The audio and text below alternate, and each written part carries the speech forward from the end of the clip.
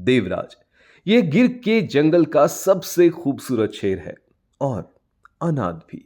इसके मिलने की एक बहुत दिलचस्प कहानी है, सुनना चाहेंगे? चलिए सुनाता हूँ। Good morning everyone, welcome to my travel journey. तो आज मैं जा रहा हूँ अपने पहले सफारी पे। We are going to this place called as Devalia. यहाँ पे एक्चुअली दो सफारीज होते हैं, एक होता है शॉर्ट ट्रिप 1 घंटे का, दूसरा होता है जो actually wild life photographer, wild life lover के लिए होता है, वो मेरे ख्याल से 2 से 3 घंटे का होता है। तो आज जो है हम शॉर्ट ट्रिप करने वाले हैं because we have plans for the rest of the day. तो मैं अपना सामान लेके यहाँ पे रेडी हो चुका हूँ। I am just waiting for the car to come so that we can go ahead. Devalia यहाँ से 12 किलोमीटर की दूरी पे है और वहाँ पे क्या होगा वहाँ जाके बात करते हैं।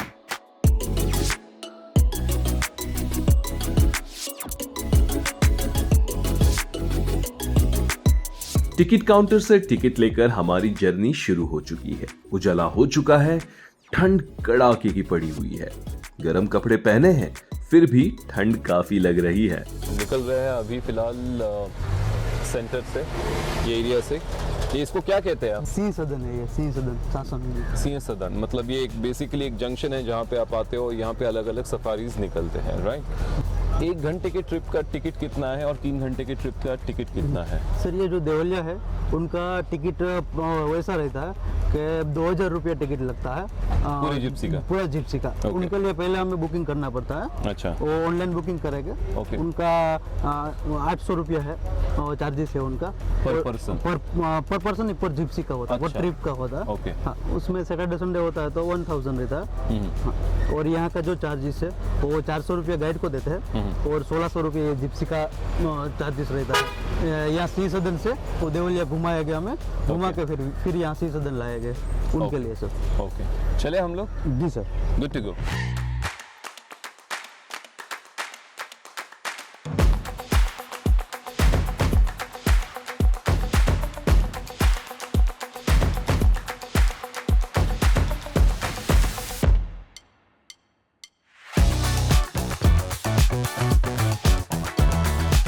नजारा बहुत खूबसूरत है और एक्साइटमेंट बहुत ही ज्यादा, क्योंकि आज मैं पहली बार लायन सफारी पर जा रहा हूँ।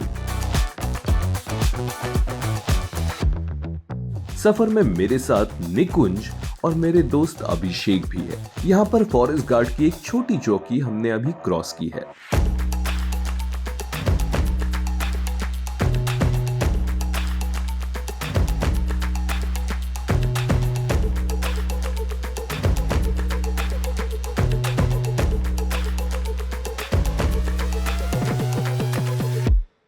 और अभी हम देवलिया सफारी की लास्ट चेक पोस्ट क्रॉस कर रहे हैं।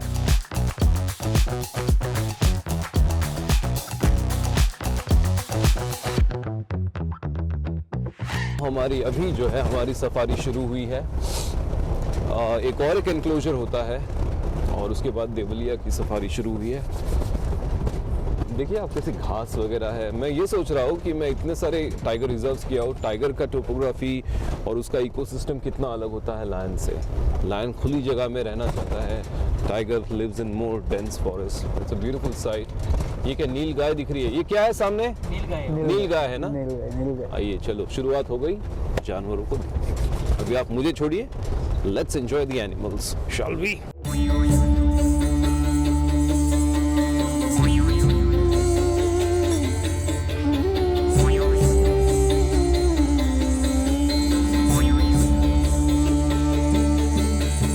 देवलिया सफारी पार्क भारत के गुजरात राज्य में स्थित है, जो गिर राष्ट्रीय उद्यान का ही एक हिस्सा है।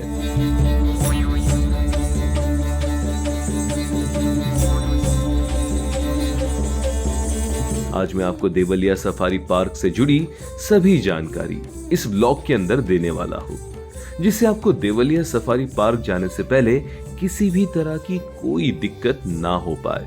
तो आइए जानते हैं देवलिया सफारी पार्क के बारे में। देवलिया सफारी पार्क सप्ताह के बुधवार के अलावा बाकी सभी दिनों तक खुला रहता है।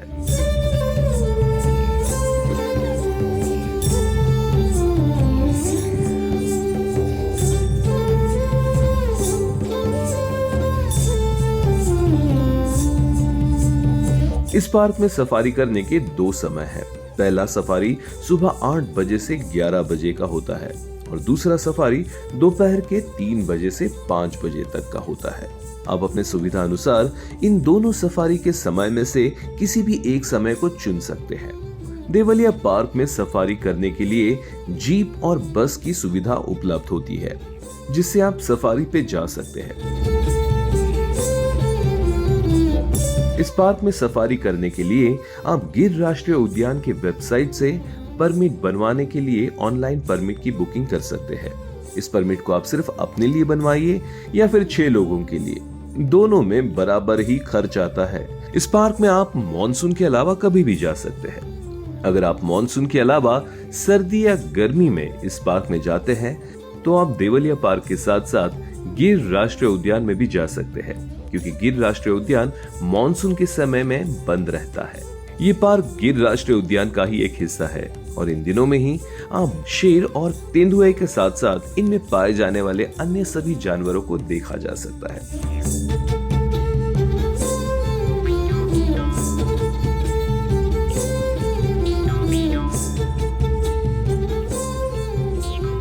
देवलिया का एरिया है ना सर, और 412 एकड़ का एरिया है। और मेन गेर है, बहुत बड़ा जंगल है। अच्छा। और बड़ा जंगल है और 5 डिस्ट्रिक्ट में फैला हुआ है। कोई है क्या लायन? ये आ गया लाइन।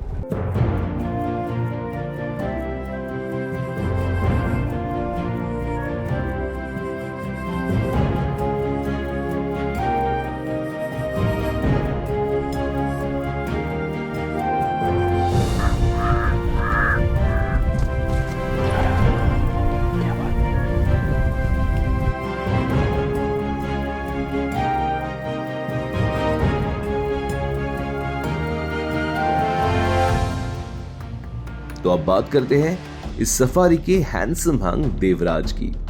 मैं जब से गिर आया हूं, मैंने देवराज के बारे में बहुत किस्से सुने हैं और अब वक्त आ चुका है देवराज से मिलने का।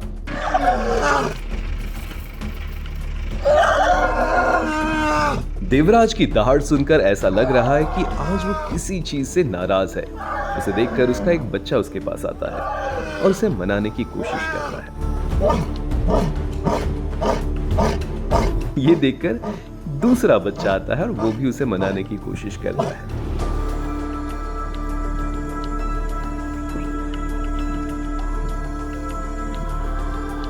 देवराज जैसे दोनों के साथ मस्ती कर रहा है।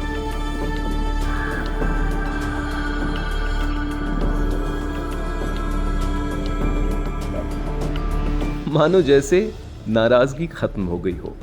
ये जिंदगी के सबसे हसीन पल है और मेरी जिंदगी में इन पलों के काफी मायने रहे हैं। देवराज ये गिर के जंगल का सबसे खूबसूरत शेर है और अनाथ भी। इसके मिलने की एक बहुत दिलचस्प कहानी है, सुनना चाहेंगे? चलिए सुनाता हूं। दरअसल ये उस वक्त 4 या 5 महीने का ही था जब इसकी मां की मौत हो गई और इसे वन विभाग द्वारा देवलिया सफारी पार्क लाया गया। वहां इसका पालन पोषण हुआ और वही ये बड़ा हुआ। इसका आकर्षक रूप इसके बालों के कारण है। नारंगी काले मिलान वाले रोए इसके चेहरे की चमक बढ़ा देते हैं। इसका जन्म घने जंगल में हुआ था और फिर जब यह बिना मां के मिला तो इसकी देखरेख वन विभाग के ही कर्मियों ने करनी शुरू कर दी। वाइल्ड लाइफ एक्सपर्ट के मुताबिक अक्सर ऐसा होता है कि जब शेर जंगल में घूम रहा हो तो बबूल के कांटों, झाड़ियों और कांटेदार बाड़ों के कारण उसके बाल झड़ते हैं, मगर देवराज को ऐसी किसी समस्या का सामना नहीं करना पड़ा था, जिससे इसके शरीर पर खरोंच तक नहीं पहुंची। नतीजन वह सबसे सुंदर है। गुजरात में 30,000 वर्ग किलोमीटर में फैला हुआ ये शेरों का इलाका देखने लायक है। शेरों की बढ़ती आबादी के कारण इनका संचालन क्षेत्र सौराष्ट्र के 30,000 वर्ग किलोमीटर तक ही हो गया है, जिसमें 9 जिलों के 53 तालुका शामिल है।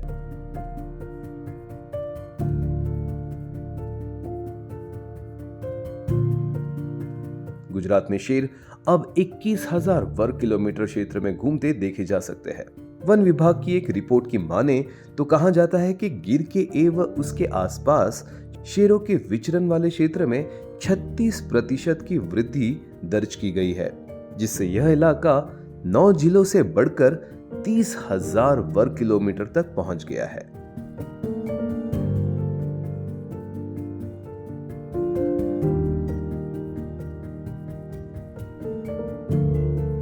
गुजरात में मिलने वाले शेर एशियाटिक लायंस कहे जाते हैं। पश्चिमी देशों के लोग इन्हें एशियाई शेर बुलाते हैं। यहाँ के शेर आकार में अफ्रीका शेरों से छोटे होते हैं, लेकिन काफी फुर्तीले होते हैं। गुजरात में इनकी संख्या लगभग 100 से 150 नहीं बल्कि 675 है। और इसीलिए यह भी सच है कि पूरे एशिया महाद्वीप में सबसे ज्यादा शेर यहीं पाए जाते हैं। हर साल दुनिया भर से हजारों की संख्या में यहाँ पे सैलानी आते हैं। एक शेर का वजन 190 किलोग्राम तक होता है और शेरनी का वजन लगभग 130 किलोग्राम तक। हालांकि गुजरात में कुछ शेरों का वजन 200 किलो तक भी पाया गया है दोस्तों। यहाँ के एक्सपर्ट से पूछा गया तो उन्होंने मुझे बताया कि यहाँ पे शेर की रफ्तार 50 किलोमीटर प्रति घंटा तक मानी गई है।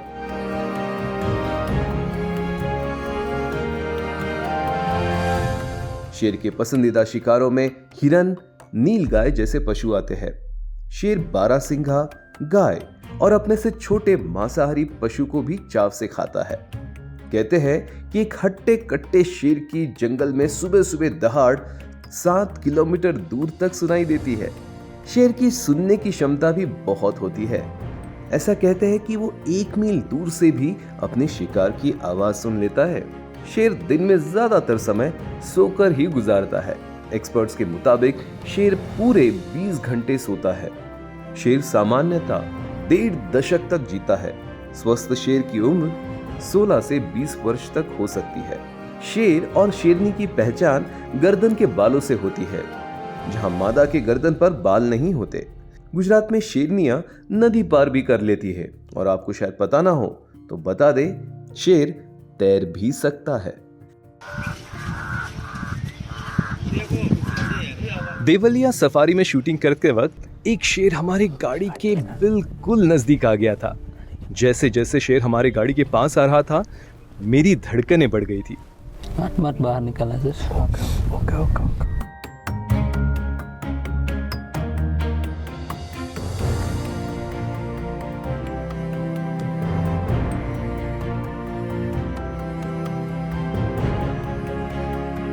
लेकिन कुछ देर बाद वो वहां से चला गया।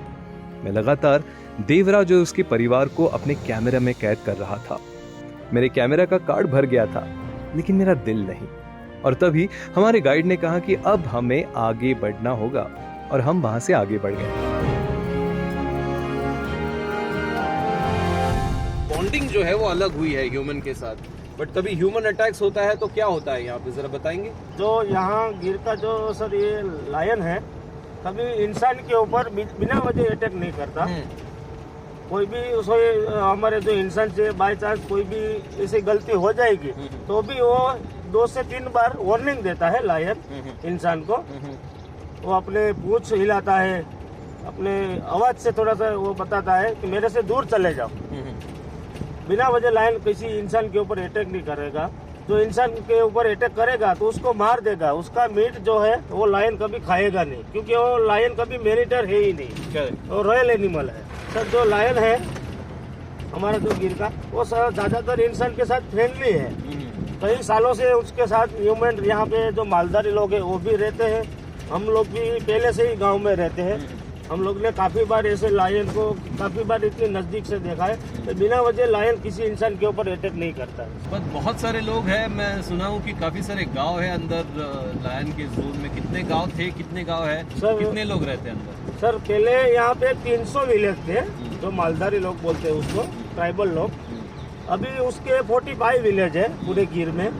हाँ सर, उन लोगों का काम बिजनेस वही रहता है, काऊ बफेलो रहती है उन लोगों के पास, मिल्क बेचना और अपना गुजारा चलाना। आगे बढ़ने पे हमें बहुत बड़ा केज दिखाई दिया। उस केज में कुछ लेपर्ड्स दिखाई दिए। मेरे गाइड ने बताया कि जंगल में जो लेपर्ड्स किसी वजह से घायल हो जाते हैं या फिर ह्यूमन अटैक करते हैं, उन्हें यहाँ लाया जाता है, उनकी देख रेख की जाती है और उनकी एक्टिविटी मॉनिटर की जाती है। सब कुछ ठीक पाए जाने पर वापस उन्हें जंगल में छोड़ दिया जाता है।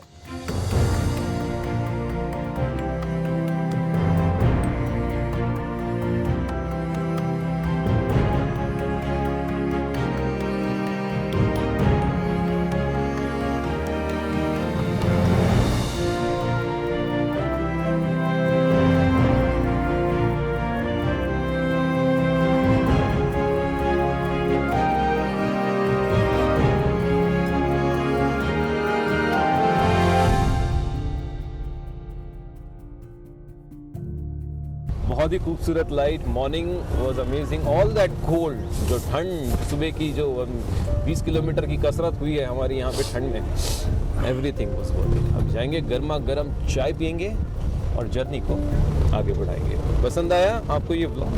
हमें ज़रूर बताइएगा कमेंट करके। This is Rohan signing off.